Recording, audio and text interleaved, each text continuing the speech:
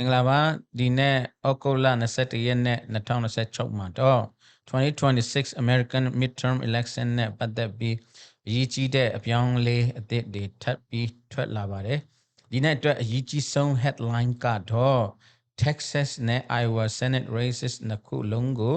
toss up အဖြစ်ပြောင်းလဲသတ်မှတ်လိုက်တာဖြစ်ပါတယ်ဒါကတာမန် polling update လေးတစ်ခုမဟုတ်ပါဘူး American ရွေးကောက်ပွဲတွေကိုလေ့လာသုံးသပ်တဲ့ non-partisan Cook Political Report က Texas နဲ့ Iowa Senate races ကိုအရင်က lean Republican လို့သတ်မှတ်ထားရာကနေအခုတော့ toss up အဖြစ်ပြောင်းလဲလိုက်ပါတယ် toss up ဆိုတာဘာကိုပြောတာလဲဆိုရင်ကျွန်တော်တို့ပြောရရင်ဘေးပါတီကအနိုင်ရမယ်ဆိုတာစင်းစင်းလင်းလင်းအသာစီးမရှိတော့ဘူး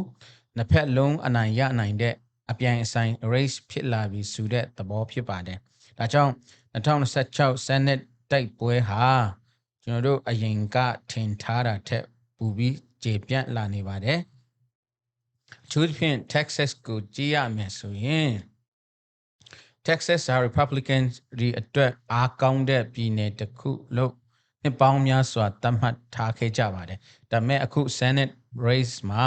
Republican Ken Paxton နဲ့ Democrat James Talerico တို့စင်ပြိုင်နေကြပြီး race ကအလွန်နီးကပ်လာပါတယ်အဲ့ဒီအခြေအနေကို Republican ဘက်ကလည်းတတိထားလာတဲ့လက္ခဏာအသစ်တစ်ခုဒီနေ့ထွက်ပေါ်လာပါတယ် Senator Ted Cruz နဲ့ဆက်စပ်တဲ့ Truth and Courage ဘက်က Ken Paxton ကိုကူညီဖို့$1.9 တန် advertising campaign တစ်ခုစတင်လိုက်ပါတယ် TV advertising တွေအပြင် Texas ရဲ့အရေးကြီးတဲ့ media markets တွေနဲ့ college football games တွေမှာပါ ads ထည့်သွားဖို့စီစဉ်ထားပါတယ်ဒါကဘာကိုပြတယ်လဲဆိုတော့ Texas Senate seat ကို Republican တွေက automatic win လို့မယူဆနိုင်တော့ဘူးဆိုတာပါပဲတစ်ချိန်တည်းမှာ Iowa Senate race လည်း toss up ဖြစ်လာပါတယ်အဲကြောင့် Senate map ကိုအရင်လို Republican advantage လို့ပဲယူရှင်းပြောဖို့ခက်လာပါတယ်ဒါပေမဲ့ဒီနေရာမှာတတိထားရမယ့်အချက်တစ်ခုရှိတယ် toss up ဖြစ်သွားတယ်ဆိုတာ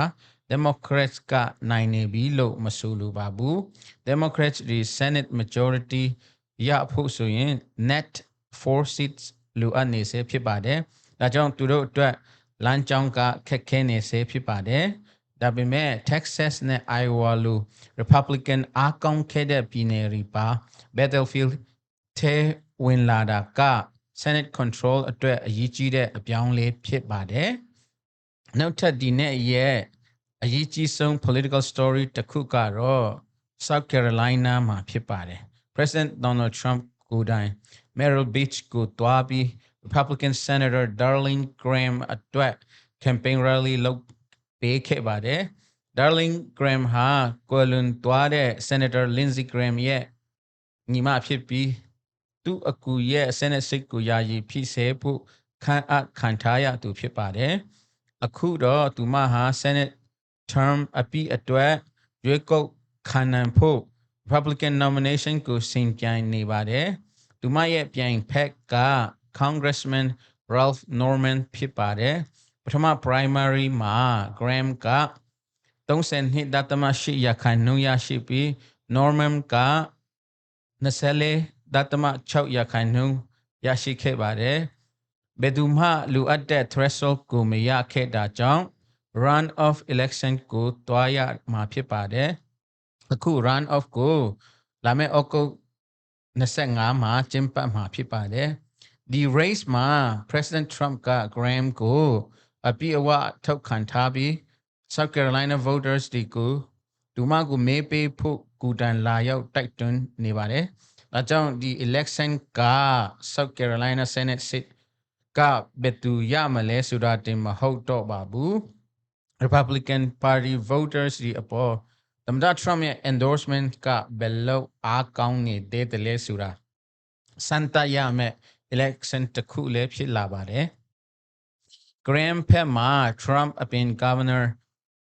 Henry McMaster နဲ့ Senator Tim Scott တို့လိုအရေးကြီးတဲ့ Republican figures ဒီရဲ့အားပေးမှုလည်းရှိပါတယ်။တစ်ဖက်မှာတော့ Republican Party အတွင်းကလူတချို့က Graham ရဲ့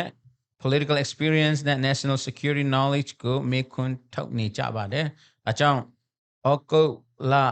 25 run off result ကိုတေချာစောင့်ကြည့်ဖို့အရင်ရည်ကြီးပါတယ်။နောက်ထပ်အရေးကြီးတဲ့ story ကတော့ redistricting ဖြစ်ပါတယ်။မနေ့က Missouri မှာ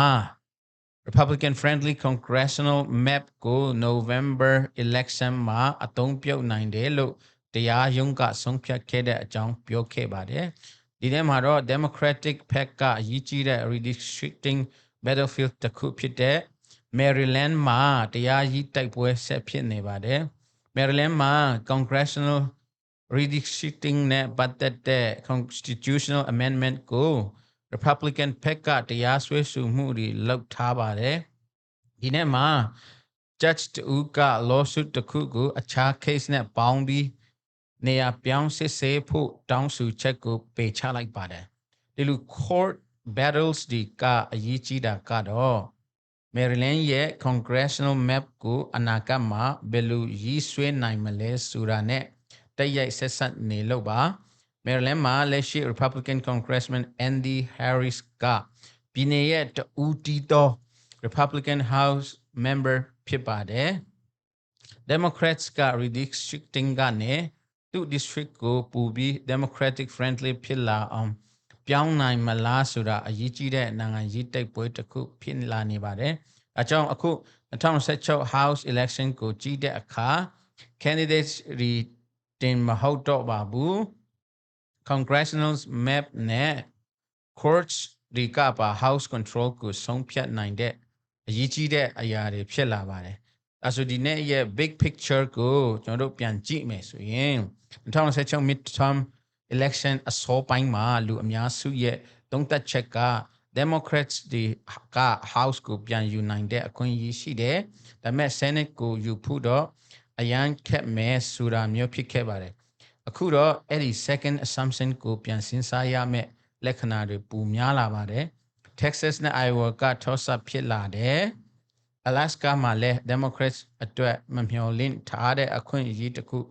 ပေါ်လာနိုင်တဲ့လက္ခဏာရှိပါတယ်။ Maine, North Carolina နဲ့ Ohio တို့လိုပြည်နယ်တွေကိုလည်းဆက်ပြီးစောင့်ကြည့်ရမှာဖြစ်တယ်။ဒါပေမဲ့ Democrats ဒီဘက်ကလည်း Michigan နဲ့ Georgia လိုကုဘက်ကစစ်ဒီကိုကာကွယ်ရမယ့်ပြဿနာရှိပါတယ်။ဒါကြောင့်အခုချိန်မှာ Democrats က Senate ကိုယူတော့မယ်လို့ပြောဖို့စောလွန်းပါတယ်။တစ်ဖက်မှာလည်း Republican Senate ကို